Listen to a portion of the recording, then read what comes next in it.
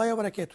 أعزائي طلاب الشهادة الاعدادية للمدارس الرسمية والمتميزة واللغات، أهلا وسهلا بكم مجددا مع مادتنا المفضلة الماثماتكس. النهارده إن شاء الله نبدأ نشوف مع بعض أفكار وأشكال مختلفة على منهج الألجبرا. هنشوف مع بعض النهارده فاينل ريفيجن، حاجة كده بسيطة قبل الامتحان نتدرب بيها على أفكار وأشكال المسائل اللي ممكن تجيلي في الفاينل ريفيجن مع بعض. تعالوا نشوف كده مع بعض أفكار وأشكال مختلفة من المسائل. أول سؤال عندنا choose the correct answer from those given or from given ones. If n of x equals x plus 7 divided by x minus 2, then the domain of n inverse x equals negative 7 or 2 or difference negative 7 or difference negative 7 and 2. But then an inverse, it means that we will get zeros of numerator and denominator together. Our numerator x plus 7 equals comes 0, to get the value of x equals negative 7. And also our denominator x minus 2 equals comes 0, to get our zeros of our denominator equals 2. It means that our domain equals r except zeros of numerator and denominator together, r difference negative 7 and 2.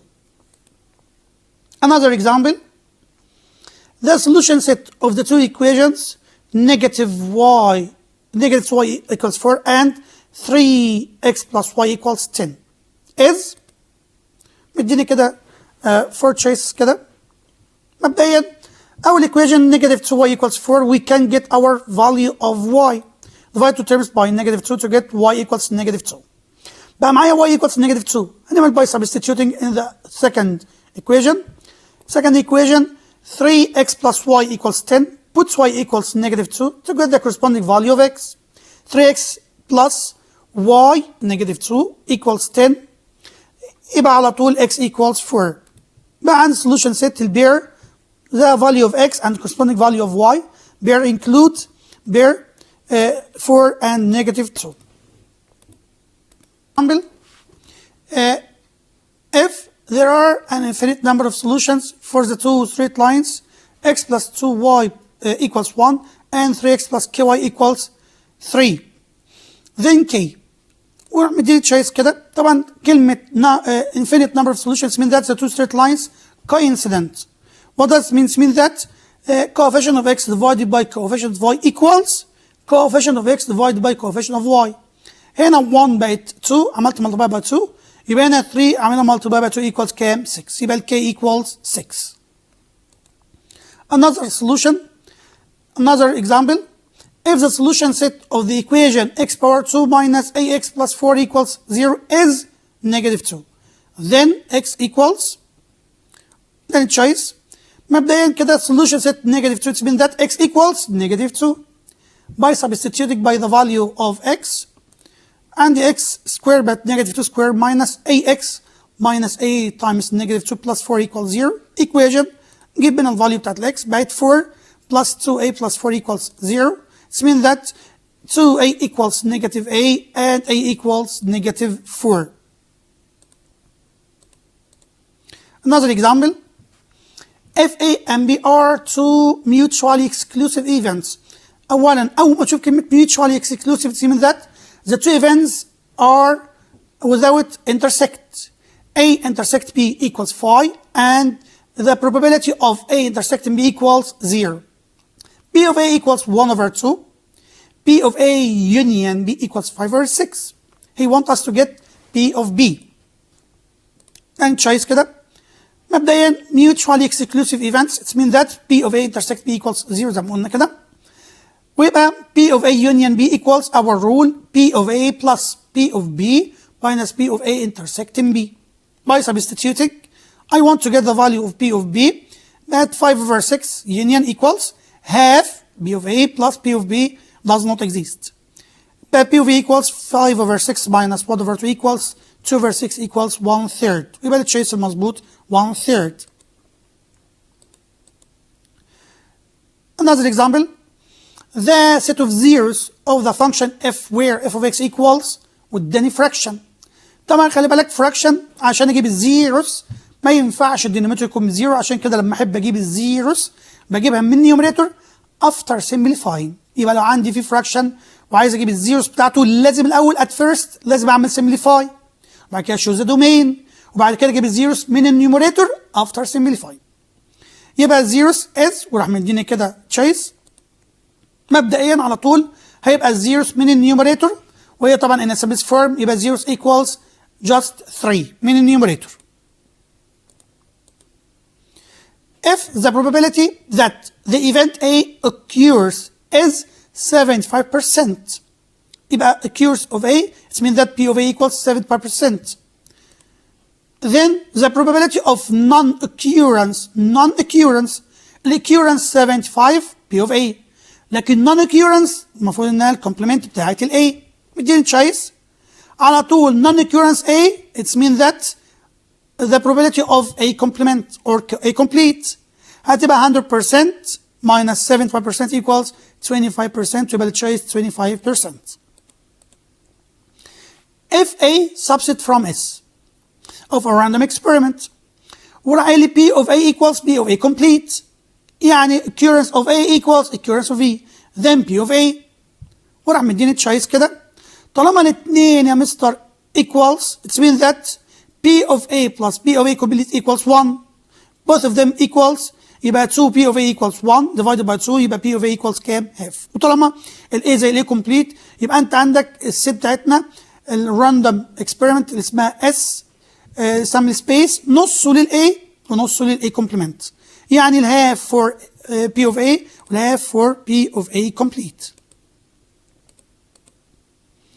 The degree of the equation x plus 2y plus xy equals 4. I want to get the degree. X alone, it's power 1 يبقى the first term the first degree. 2y alone يبقى هنا في first degree.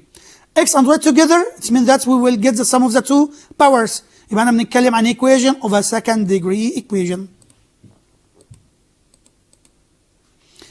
If the difference between the two positive numbers is 1 and the square of their sum equals 25, then the two numbers are. نعمل وده تشايس كده. هنبدأ نعمل يا مستر نبدأ نترجم. ادي التشايس بتاعتنا. The difference equals 1 يبقى x minus y equals 1. And the sum of the sum أو square of their sum يبقى x plus y. والسكوير يبقى power 2 equals 25. By getting the two من ممكن يعمل نص بقى ديت ال first degree equation هنجيب منها x with respect to y x equals 1 minus y وناخد الفاليو دي كده نعملها injection فين؟ في second degree equation. It means that if we find x put x equals 1 plus y. By substituting x 1 plus y all power 2 equals 25. 1 plus 2y power 2 equals 25. نعمل expand the expression. First power 2 plus second power 2 plus first times second times 2 equals positive negative 5. Or we can get the square root of the two terms together. If we get the square root of the first term equals 1 plus 2y. And the other x 25 power 25 its square root equals positive negative 5. 1 plus 2y مرة بالpositive x equals 5. ساعتها 2y equals 4 يبقى y equals 2. And also x equals ساعتها 1 plus 2 لأن عندنا equation فوق x equals 1 plus y. 1 plus 2 equals كام؟ 3. ده أول تشايس. أو كنت ممكن يا مستر أحط 1 plus 2y equals negative 5 هجيب الفاليو التانية هتطلع لي 2 و 3. The simplest form of the function n of x equals x plus 1 over x minus 1 plus 1 plus minus x over x minus 1. طبعا طلعوا تو fractions كده اعمل لهم sum لازم يكون التو dimension unified يعني same denominator وبالصدفه هو مديني same denominator x minus y و x minus y. يبقى عشان خاطر احط الفراكشن ان simplest form هنزل الدينومينيتور زي ما هو وابدا اجمع النيوميريتور. لو جمعنا two numerators x positive and x negative vanish واتفضل لي 1 plus 1 يبقى 2 over x minus 1. ادي الستبس كده بقت الدينومينيتور مره واحده كده وجمعت النيوميريتور x plus y plus 1 minus x تديني 2 over x minus 1. Another example. مديني find the solution set of the equation x plus 4 over x equals 6.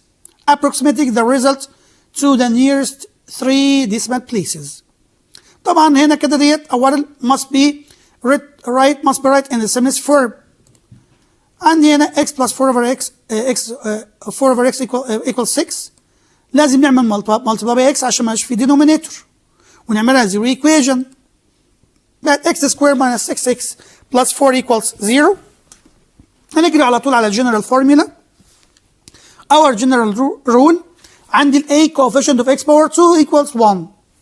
We coefficient of x negative 6 and our absolute term equals c equals 4.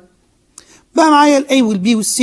اجري على general formula x equals negative b مرة بالبوزيتيف مرة بالنيجاتيف square root of b power 2 minus 4ac discrement تحت ال square root all divided by 2a. نعمل substitute عن قيمة ال a وال b وال c. بقت على طول ال x equals 6 مرة positive مرة negative root 20 over 2 in a simplest form 6 plus 2 root 5 over 2. أول x equals x plus هناخد بس positive x plus root 5 and the other one x equals 3 minus root 5. هو عايز 3 decimal places. لو عملناها بالكالكوليتر كده يا ولاد ونعمل نخلي بالنا بس من الابروكسيميتنج كده يا ولاد هيطلع أول number 5.236 and the other one 0.764. Another example. If the set of zeros of the function f where f of x equals ax squared plus bx plus 15 is 3 and 5. خلي بالنا من حته مهمه جدا يا ولاد. Between the two braces دول 3 5. We can call them our root. We can call them zeros. We can call them the two solutions. يبقى solutions ماشي. يبقى دي اسمها solution set ماشي. اسمها zeros never mind. اسمها the two roots of the equation never mind. Then find the value of a and b. خلي بالنا كده zeros أو solution set أو roots mean that x equals مرة 3 x equals مرة 5. يبقى هنعمل substitute مرة x equals كام 3 يطلع لنا relation فيها a and b. And also x equals 5 هيطلع لك relation فيها a and b. f of x equals ax squared plus bx plus 15. يبقى أول حاجة f of 3 equals ax squared بقت a3 squared plus bx equals b times 3 plus 15 all equals 0. حتى هو قايل لي كلمة zeros يعني معناها قيم هي مجموعة قيم الاكس the set of x that makes f of x equals 0. By simplify 9a plus 3b plus 15 equals 0. We can get 3 minus 3a plus b equals negative 5. First equation. And also f of 5 equals 0. A bracket 5 power 2 plus b bracket 5 plus 15 equals 0. We can simplify and put our equation in simplest form. 5a plus b equals negative 3. بقى عندي two equations هنعملهم solving together. A 3a plus b equals negative 5 multiplied by negative 1. بقت negative 3a والبوزيتيف بقت negative b.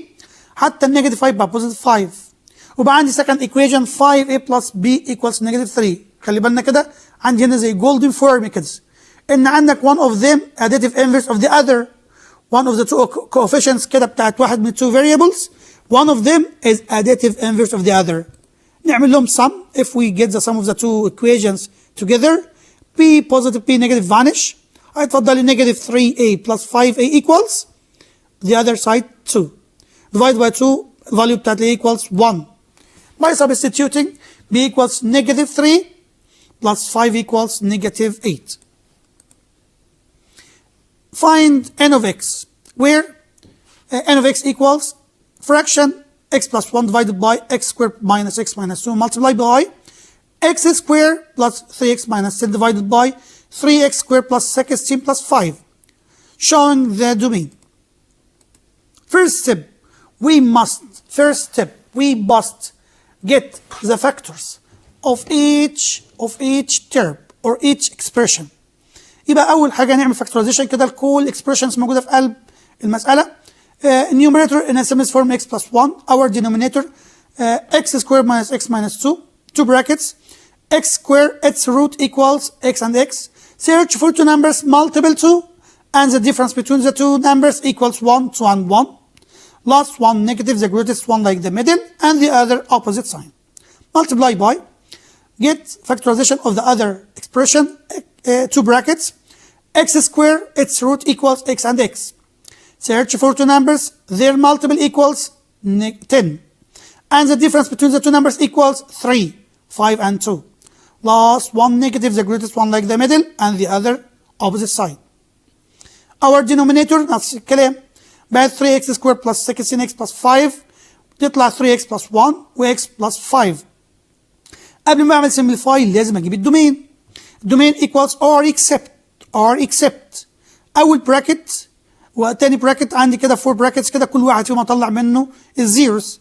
هتلاقي هنا كده دي positive 2 هنا negative 1 هنا negative 1 third على اساس انا بحط كل براكت فيهم equals كام 0 to get the value of x. Last bracket equals negative 5. فبقى الدومين r except negative 1 third negative 5 2 and negative 1. وابدا اعمل cancellation كده x plus 1 x plus 1 vanish. هيتفضل لك remainder 1 over والريميندر هنا x يا مستر كام 3x plus 1. وخلي بالكم من حته مهمه جدا طالما في multiply اي 2 factors numerator denominator vanish. ادي x plus 1 ادي x plus 1 في كده x minus 2 وفي زي x minus 2 في الدينومينيتور x plus 5 x plus 5 هيتفضل لك من كل الفراكشنز ديت just 1 in numerator and the remainder in denominator 3x plus 1. Another example, solve the two equations together. One of them first degree and the other second degree. And x power 2 and xy each term of a second degree equation. امسك equation of first degree and we will get one of them with respect to the other. يعني عندي x minus 2y equals 1. We can get x alone by get negative 2y other side, we change its side. x equals 1 plus 2y. هنعمل لها injection في ال greater 1 and x squared بقت 1 plus 2y all power 2 minus xy minus x equals 1 plus 2y outside y equals 0. هنعمل simplify الايكويشن ديت ونجيب الفاليو بتاعت الواي. By expanding first power 2 second power 2 first times second times 2 وفي عندي في نيجاتيف ساين محدش ينساها خلي بالكم كده negative 1 times y equals negative y negative 2y times y equals negative 2y power 2. نعمل simplify وفي الاخر نعمل factorization بقى عندي y مره 2y plus 1 equals 0 يا اما y plus 1 equals 0. عندي two values كده y equals negative 1 over 2 y equals negative 1. خلي بالنا كده فوق كان عندي x equals 1 plus 2y هنعمل substitute مره y equals negative 1 over 2 اجيب corresponding value of x ومره احط y equals negative 1 اجيب corresponding value of x. بقى عندي اول value x equals 0 وتاني value لما هنعوض هنعمل substitute بالفاليو بتاعت الواي تطلع x equals negative 1 ويبقى السولوشن سيت بيرس الفاليو بتاعت الاكس 0 corresponding value of y negative 1 over 2 والفاليو بتاعت الاكس negative 1 وال corresponding value of y equals negative 1. Find the solution set of the two equations. نخلي بالنا هنا كده بقى x plus y equals 4 and the other one y equals to x minus 3. Graphically خلي بالك ديت first degree equation دي first degree equation ديت represent graphically by straight line and the other represent graphically by straight line. بندور على السولوشن graphically هنعمل graph للتو equations مرة نحط x equals كام 0 to get the corresponding value of y طلعت y equals 2 بقى عندي أول point قيمة ال x و corresponding value of y يبقى first point 0 and 2. when x equals 1 هتطلع برضه نفس الكلام هنعمل substitute بالفاليو بتاعت الاكس equals 1 هتطلع لي y في الاخر equals 1.5. بقى عندي كام بوينت يا مستر؟ بقى عندي 2 points. اي straight line عشان ارسمه I need for 2 points. الستريت لاين الثاني حط x equals 2 to get the corresponding value of y طلعت y equals 1 and also put x equals 1 to get the corresponding value of y تطلع 1.5 and also we will get x equals 2 to get the corresponding value of y equals 1. ونبدأ نعمل our lets كده يا ولاد عملنا substitute وبقى معانا يا مستر كل البوينتس دي كده لما الواي لما x equals كانت 0 طلعت y بنيجاتيف 3، x equals 1 طلعت y بنيجاتيف 1. وبعدين هنبدا نعمل جرافيكلي يا مستر. تخيل كده يا مستر ادي 2 بيرز، هنعمل تيبل كده في بتاع الايكويشن الاولانيه قيمه الاكس وقيمه الواي، بقى عندي 3 بوينتس كده.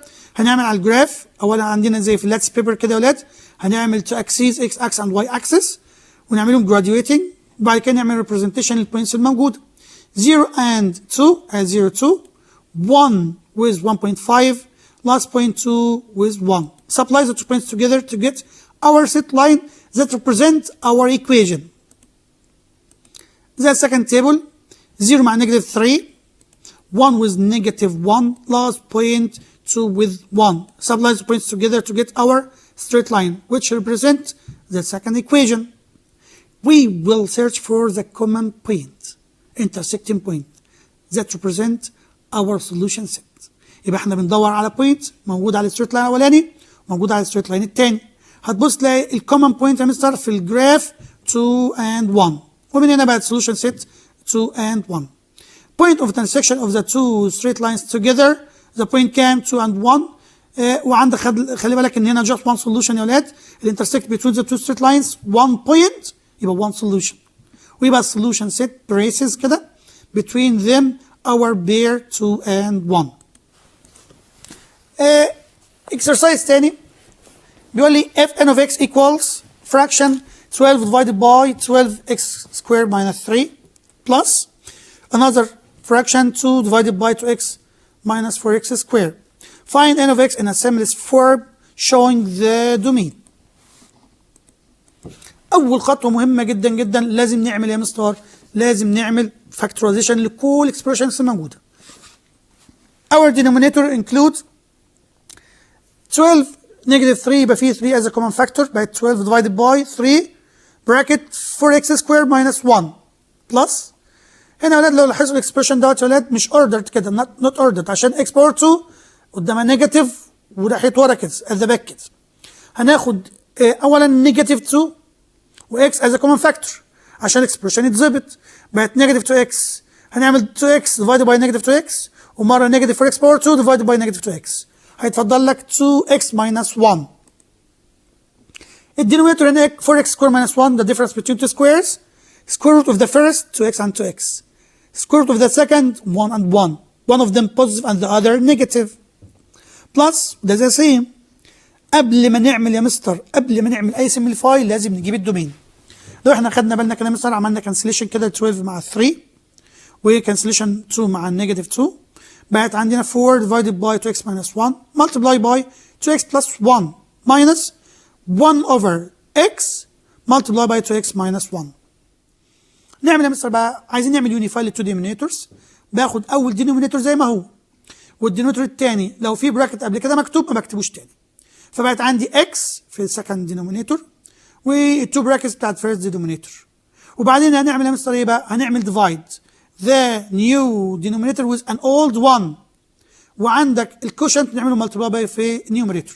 لو كل الدينومينيتور ده عملت divided by an old one هيتفضل لك remainder x اعملها مالتيبلاي باي اور numerator بقت 4x. الميدل ساين ماينس لو خدنا كده the new denominator with an old one هيتفضل لك زياده بعد كده الكوشنت بتاعنا 2x plus 1 مالتيبلاي باي اور numerator 1 يتفضل لك 2x plus 1. هنعمل بعد كده مثلا بقى هنعمل لهم دول كده مثلا هنعمل لهم حاجه اسمها simplify. نعمل reduce بقت n of x equals 4x minus 2x minus 1 divided by our denominator. The numerator for x minus 2x equals 2x minus 1 divided by our denominator. By cancellation 2x minus 1 both numerator and denominator we will get in a simplest form 1 over x outside multiplied by 2x plus 1. Our domain are except x outside 0 x inside تبقى positive 1 over 2 and the other one negative 1 over 2. Another example, a bag contains 15 identical balls numbered from 1 to 15. One of them is chosen randomly. If the event A is getting an odd number and the event B is getting a prime number, find P of A P of B P of A difference B. اولا P of A عشان هو راجل طلب مني ال A عددهم 8 divided by 15. P of B equals 6 divided by 15. وبعدين P of A intersecting B هتلاقي في 5 numbers كده common between the event A and B. تبقى 5 over 15 equals 1/3 in a simplest form. To get P of A difference B, our rule P of A difference B equals P of A minus P of A intersecting B equals 5 over 18 minus 1/3 equals 1/5. Another example, draw the graph of the function f of x equals x squared minus 6x plus 8. خلي بالكوا دي quadratic equation لما كنا بنعملها representation graphically بتطلع لك curve letter زي letter Euclid on the interval 6, 0 and 6. From the graph find solution set of the equation x squared minus 6x plus 8 equals كان 0 اللي خدنا بالنا ولاد هتلاقي f of x بدلناها بكلمة ايه 0. It means that f of x equals 0 يعني y ب 0 ديت عبارة عن points lie on x axis.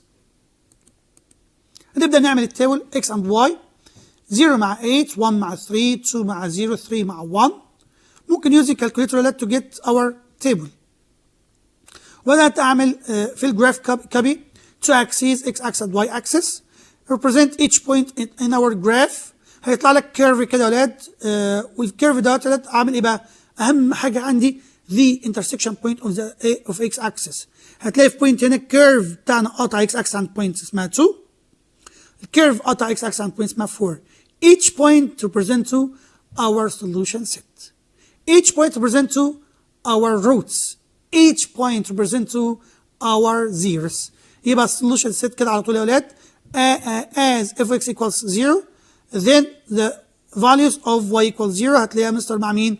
x equals 2 and x equals 4 ويبقى solution set 2 and 4. شفنا مع بعض دي أفكار وأشكال من المسائل اللي بتيجي في الامتحان بتاع الفاينل تيرم سواء كان على الفيرست تيرم بتاع solving equations أو في اليونت 2 بتاع الجزء المهم جدا جدا بتاع الفراكشنال فانكشن وخصوصا نخلي بالنا من فكرة الدومين. لازم أجيب الدومين يا ولاد قبل ما أعمل سمبليفاي.